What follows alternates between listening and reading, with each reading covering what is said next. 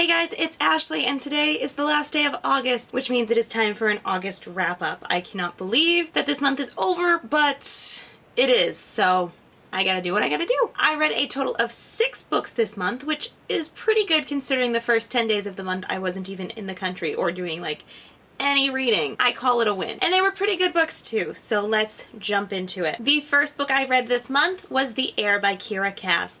I am in love with the Selection series so much. I loved the first 3 books and I love this one just as much. I know a lot of people had issues with America in the first 3 books. I definitely understand why. She was quite whiny and indecisive at times, and I think her daughter can be as well, but I really liked Eadlyn. I think we got more growth from Eadlyn than we did from her mother in all 3 of those books. I think Eadlyn shows real promise as queen and in her selection process. I am very excited to see how things go with her and the suitors. I just love this whole world and I love the story. I love the whole idea of the selection where it's kind of like The Bachelorette and kind of like more intense because it's like a kingdom on the line.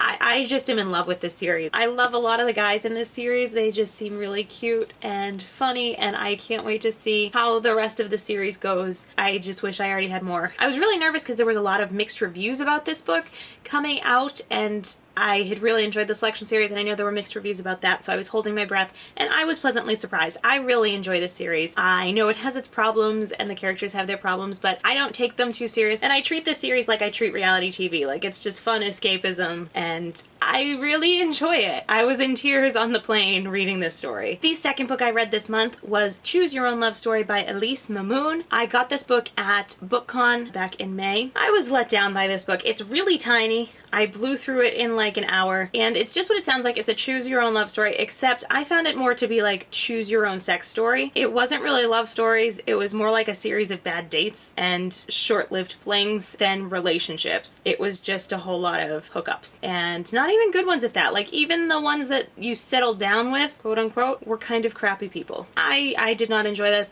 I gave it like 2 out of 5 stars, I think. The writing was well done. I just did not enjoy the stories at all. This is immediately going in my get rid of pile. I was really excited about it too because the concept sounds really fun, but it was...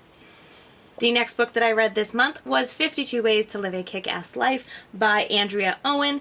I loved this book so much. My friend let me borrow her copy while we were on our trip, and I read most of it on the plane ride to Ireland, and then I finished it up once I got home, and I loved it so much that I had to buy my own copy, especially because the autographed, personalized copies were on sale on her website.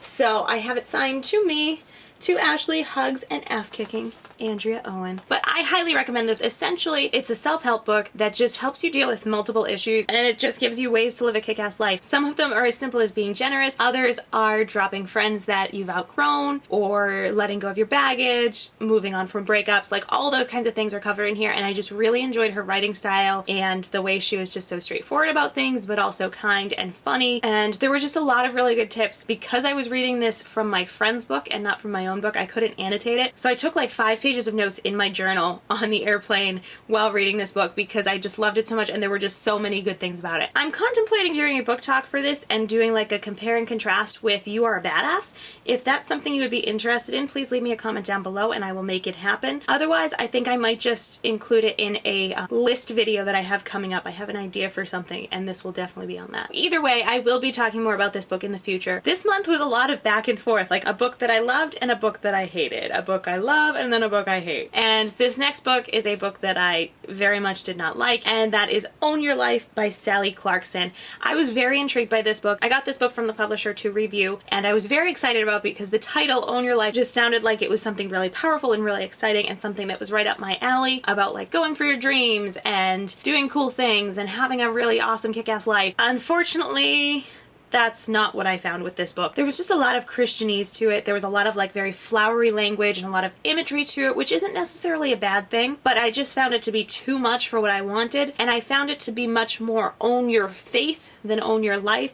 And by that I mean she would talk about big problems and issues that you need to overcome in your life, but her answer was always read the Bible, pray, or have more faith. Which, don't get me wrong, those things are great tips. However, I think some things need a little bit more to it. I think sometimes there does need to be counseling, and sometimes there does need to be actual work put forth on your part. I don't believe that God just hands everything to you. And that's kind of how it seemed in this book. I did give this book like 3 stars because it was a very well written book. I know that many people are reading this book and enjoying it, and there is definitely a need for a book like this. I just think the title was misleading along with all the chapter headings, because the chapter headings sounded really cool, but I felt like the content in those chapters did not match up with the headings and did not match up with the title, and so that just really put me off to the book because it was not at all what I was expecting from it. I did finish the book because it was given to me to review, and I hate not finishing books in general, but especially when I've been given the book to review, I feel like not finishing it makes it difficult to give a review because maybe something changes or whatever. I don't know. It might just be my personal hang-up. So I did finish it, except I did not read the last 2 chapters because they were about marriage and parenting, and I hate when books make assumptions that just because it's a woman's book, they're automatically married with children. And that was one of my issues too with this book, is that it felt like it was written for older women. I'm just rambling about this book, but I really disliked it because I just felt it was so misleading. I also just got kind of sick of this author saying the same things over and over. Not just the pray, read your Bible, and have more faith, but just going on about all of the conferences and books that her ministry has produced and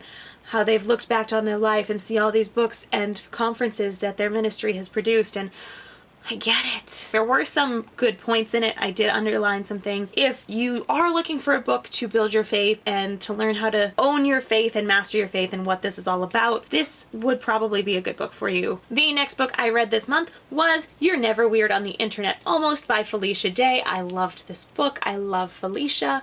I finally got my hands on this copy. I went to Barnes & Noble and picked it up. This was the first book that I read for the Build Your Own Readathon. I just loved it. I think I gave it 4 or 5 stars. I don't remember. It was very good. It wasn't exactly what I expected, but it was better because it was just her telling her story, but it was very inspirational and encouraging to see her go through all of the struggles of just being this weirdo kid, having this crazy dream that by all expectations should not have happened, and it did, even better than anybody expected. The fact that she could just be herself and build a career on her personality is just so much fun. And to see her not compromising herself for her work, even when it meant everything was coming out of her own pocket and her own energy and her own kitchen and whatever, just to see her perseverance was very encouraging. Also, to hear her talk about her depression and her anxiety was very encouraging. Her discussion about the Gamergate incidents were very moving. I loved this book. If you like Felicia Day, if you are a gamer girl or just a nerd girl, you may enjoy this book as well. I will say I was disappointed that there was no story about the boys in Supernatural because I was really looking forward to that, but she only mentioned Supernatural once. Anyways,